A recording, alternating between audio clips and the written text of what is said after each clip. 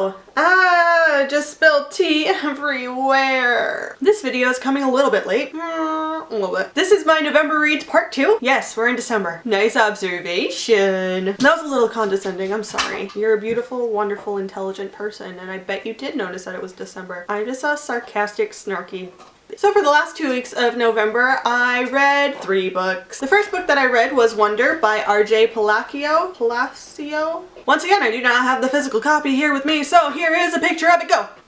Nice. Essentially, the book revolves around a boy named August who is going to a mainstream school for the first time in his life. He had previously been homeschooled, mostly because of medical needs, because he needed a lot of operations when he was a kid. Without giving too much away, there's an antagonist. His name is Julian. There's a chapter on Julian in the version of the book that I read from his point of view at the very end of the book, and I'm so glad that I read the version with Julian's chapter in it. Despite the fact that the book with Julian's chapter in it is about 400 pages long, it is a fairly easy read. The second book that I read in the last 2 weeks of November was the 4th book in the Series of Unfortunate Events series by Snicket. I didn't like this one as much. The third and final book that I read during November was this one, All I Know Now by Fletcher. It took me a really long time to read her book, just because when I felt like there was a lull for Carrie videos, I would just read a chapter or 2 out of her book and be like, oh yeah, great to hear from you, Carrie. Definitely meant for a younger audience than 24-year-olds. It was nice to go through and be like, oh yeah, that happened to me, or oh, I never thought of it like that. It's nice to be able to relate, so I really recommend this for any of you younger teenagers out there in the internet space. You guys, you, book,